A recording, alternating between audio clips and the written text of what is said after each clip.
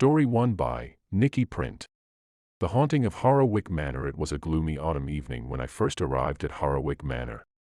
The grand estate stood tall amidst the rolling hills, its intimidating presence sending shivers down my spine. I had taken up the job as the caretaker, unaware of the dark secrets that awaited me within those walls. From the moment I stepped inside, an eerie silence enveloped the manor. Shadows danced along the ancient tapestries, and the air felt heavy with the weight of history. As night fell, the house awakened with an unsettling energy. Strange sounds echoed through the corridors, like faint whispers that faded just as quickly as they had come. One night, as I patrolled the upper floor, a chill crawled up my spine. A door at the end of the hallway swung open, revealing a room bathed in a soft, ethereal light. Curiosity got the better of me, and I cautiously entered. Inside, I found an old nursery, untouched for decades. Toys lay scattered across the floor, and a rocking chair creaked as if moved by an unseen hand. I quickly retreated from the room, convinced that I was not alone in the manor. The feeling of being watched became a constant companion, and the nights grew increasingly restless. Every evening, at the stroke of midnight, a mournful wail would pierce the silence, sending shivers down my spine. It was during one particularly stormy night that the true horror of Horowick Manor revealed itself. Thunder roared outside, drowning the sounds of my pounding heart. I sought solace in the library, hoping to find respite within the pages of old books. But as I leafed through the aged tomes, a peculiar drawing caught my eye, a crude sketch of a little girl, her eyes hollow and soulless. As I examined the drawing, a soft giggle resonated through the room. The air turned frigid, and I could sense a presence drawing closer. Trembling, I turned around to find the little girl from the sketch standing before me. Her translucent form flickered with each flash of lightning, and her voice, filled with longing, echoed through the room. "Why won't you play with me?" she whispered, her voice sending chills down my spine. "I've been waiting for so long." Fear paralyzed me as she floated closer, her spectral figure ethereal and haunting. Her eyes, black and empty, seemed to devour my soul. I knew then that this was no ordinary ghost, it was a malevolent force, trapped within the confines of Horowick Manor. In that moment, I remembered the rumors that had circulated about the house, the tragic tale of a young girl who had disappeared without a trace. It was said that her spirit wandered the halls, seeking revenge for the torment she had endured in life. With trembling hands, I clutched a vial of holy water that I had procured earlier, hoping it would provide some protection. As I raised it towards the ghostly figure, she let out a piercing shriek, and the room erupted in chaos. Books flew off the shelves, furniture toppled over, and the temperature plummeted to an unbearable low. Summoning every ounce of courage within me, I uttered an incantation and sprinkled the holy water, watching as it burned through the ghostly apparition.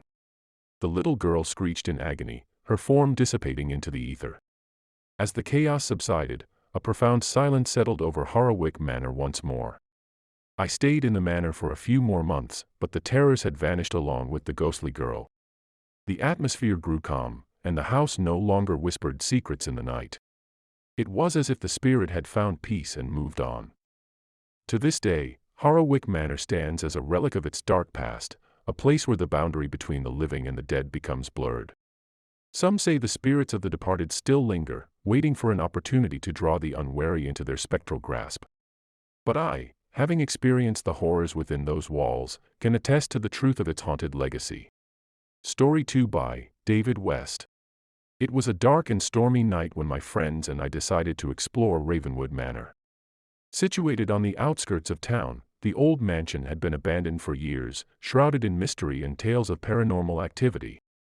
Being thrill-seekers, we couldn't resist the opportunity to experience the supernatural firsthand. We gathered our courage, armed ourselves with flashlights, and set out towards the foreboding manor. The wind howled through the trees, creating an eerie symphony that made our hearts race. With each step closer, the sense of unease grew within us. As we approached the rusted gates, the heavy iron creaked open, as if beckoning us to enter. Reluctantly, we stepped onto the overgrown path that led to the mansion's entrance. The air was thick with anticipation, and the storm above seemed to mirror our apprehension. Upon reaching the grand entrance, we pushed open the doors, revealing a decaying interior illuminated only by our dim flashlights. The grandeur of the mansion had faded, replaced by peeling wallpaper, broken furniture, and an overwhelming sense of abandonment. Ignoring the chill that crept up our spines, we ventured deeper into the mansion. The air felt heavy, as if an invisible presence watched our every move. The silence was broken only by the sound of our footsteps echoing through the empty hallways. In one of the rooms, we discovered a dusty old Ouija board lying forgotten on a table. Curiosity overcame us, and against our better judgment, we decided to give it a try. We gathered around, our fingertips lightly touching the planchette, and began asking questions to the spirits beyond. At first, there was no response. We grew impatient, assuming the stories of Ravenwood Manor were nothing more than urban legends. But just as we were about to give up, the planchette began moving on its own. We exchanged fearful glances, unsure if one of us was manipulating it. The planchette spelled out a name, Emily. It moved with an eerie precision, guiding us to specific letters. We asked if Emily was a resident of the mansion, and the planchette answered with a resounding yes. Goosebumps prickled our skin as we delved further into our conversation. Emily claimed to be a young girl who had lived in Ravenwood Manor during the late 1800s. She told us a haunting tale of a tragic accident that had taken her life at a tender age. Struck by a carriage while playing near the gates, she had become trapped between the mortal realm and the afterlife. As we listened, a cold draft swept through the room, causing the candles to flicker and casting dancing shadows on the walls. We could feel Emily's presence growing stronger, her anguish palpable as she recounted her tale. Her spirit had been bound to the manor, unable to move on. Haunted by her story, we decided to help Emily find peace. We asked her if there was anything we could do, anything that would release her from her eternal torment. The planchette spelled out a single word: forgiveness. Emily yearned for forgiveness from her long-dead family, those who had blamed her for the accident that claimed her life. She wanted them to know it was not her fault, that she was merely an innocent victim of circumstance. We promised Emily we would find a way to deliver her message. In the following days, we researched the tragic accident, digging through old archives and records. Eventually, we discovered the resting place of Emily's family in a nearby cemetery. Armed with the truth, we visited their graves, hoping to bring closure to Emily's tormented spirit. Standing at the family plot, we whispered Emily's plea for forgiveness. The wind picked up, rustling the leaves and carrying our words to the ethereal realm.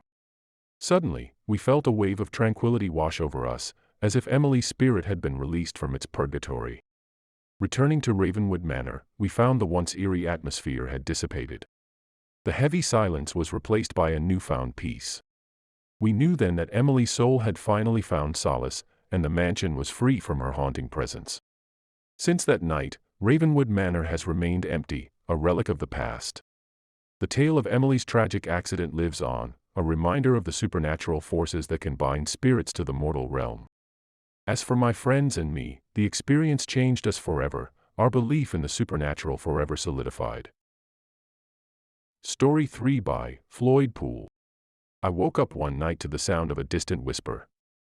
The room was pitch black, and a chill ran down my spine. I couldn't shake off the feeling that I was being watched. As I lay in bed, paralyzed with fear, the whispers grew louder and more distinct. It sounded like multiple voices, all murmuring unintelligible words. I mustered up the courage to turn on the bedside lamp, but as soon as the light flooded the room, the whispers abruptly stopped. The air felt heavy, and an eerie silence enveloped me. I couldn't shake off the feeling that something supernatural had just occurred. Days passed, and I tried to convince myself that it was just my imagination playing tricks on me. However, strange occurrences continued to unfold. Objects would move on their own, and I would catch glimpses of shadowy figures out of the corner of my eye. One night, as I was getting ready for bed, I caught a glimpse of a pale face staring at me from the hallway mirror. My heart raced, and I turned around, but there was no one there. I couldn't shake off the feeling of being watched, even when I was alone. As the days turned into weeks, the paranormal activity intensified. Doors would slam shut without any logical explanation, and the temperature would suddenly drop, leaving me shivering. I couldn't sleep, haunted by vivid nightmares that left me drenched in sweat. I sought help from paranormal experts, but their investigations only seemed to exacerbate the situation. The spirits grew more aggressive, their presence suffocating me. One evening, as I sat in the living room, the lights flickered, and a sense of dread washed over me. The whispers returned, louder and angrier than before. It felt as if the voices were inside my head, tormenting me. I tried to block them out, covering my ears, but it was no use. The voices grew more sinister, their words filled with malice. In a fit of desperation, I screamed for them to stop. Suddenly, the room plunged into darkness, and an icy grip closed around my throat. I struggled for breath, the presence tightening its hold. Just when I thought I would lose consciousness, the grip vanished, and the lights came back on. Shaken to my core, I decided to leave the house, seeking refuge with friends. But the spirits followed me, their presence lurking in the shadows wherever I went. I became a shell of my former self, plagued by the constant fear of the unknown. Sleep eluded me, and my sanity started to slip away. One night, as I lay awake in my friend's guest room, I felt a cold breeze brush against my face. The whispers returned, more persistent than ever. I opened my eyes to see a figure standing at the foot of the bed. It was a woman, her face distorted and twisted in agony. Her hollow eyes bore into mine, and I could feel her despair and anguish. I tried to scream, but no sound came out. The figure slowly raised its arm, pointing towards the window. As I followed its gaze, I saw a glimpse of a full moon, casting an eerie glow over the room. And then, in an instant, the figure vanished, leaving me trembling and alone. I knew then that I couldn't escape the spirits that haunted me. They had become a part of me, etched into my soul. They were a constant reminder of the thin veil that separates the living from the dead. And so, I accepted my fate, resigned to a life forever entwined with the supernatural. To this day, I still hear the whispers and catch glimpses of shadowy figures. They are a constant presence, a reminder of the otherworldly forces that exist beyond our comprehension. And while some may dismiss my story as a figment of my imagination, I know the truth. The spirits are real, and they will forever haunt my existence, an eternal reminder of the horrors that lie just beyond our grasp. Story 4 by Peter Crown. I inherited Willowbrook Manor from my late great-aunt, Eleanor, a woman shrouded in mystery and whispers of the supernatural. The moment I stepped foot on the property, an unsettling chill crept up my spine. The manor, hidden within a dense forest, loomed before me like a forgotten relic. Ignoring the goosebumps on my skin, I ventured inside. As I explored the empty corridors, I couldn't shake the feeling of being watched. The walls seemed to whisper secrets, and the ancient floorboards creaked with each step, as if trying to reveal the manor's hidden horrors. Late at night, as I lay in bed, the atmosphere in the room turned oppressive. Shadows danced menacingly on the walls, and the air grew heavy with an otherworldly presence. That's when I heard it, a faint, distant sound of children's laughter echoing through the halls. The sound sent shivers down my spine. Curiosity overcame my fear, and I followed the eerie laughter to the manor's basement. The room was freezing, with a dim, flickering light casting unsettling shadows on the decaying walls. As I descended the creaking staircase, a chilling breeze rustled my hair, and I couldn't shake the feeling of icy fingers grazing the back of my neck. In the basement, I stumbled upon a hidden door, barely noticeable among the worn bricks. With trembling hands, I pushed it open. The room beyond was shrouded in darkness, save for a single, flickering candle on an old wooden table. A gust of wind blew the candle out, plunging me into pitch blackness. That's when I heard the whispers, the voices of children. Their spectral giggles and hushed conversations surrounded me, reverberating through the room. I could feel their presence closing in, their ethereal fingers brushing against my skin. Terrified, I retreated from the room, slamming the hidden door shut. But the encounters with the supernatural didn't end there. The manor became a playground for the restless spirits, their ghostly apparitions manifesting in every corner. They seemed to revel in my fear, tormenting me with their chilling whispers and spectral apparitions. One night, as I lay in bed, I caught sight of a young girl standing at the foot of the bed. Her eyes, hollow and filled with sorrow, bore into mine. Before I could react, she vanished, leaving behind an eerie silence that hung heavy in the air.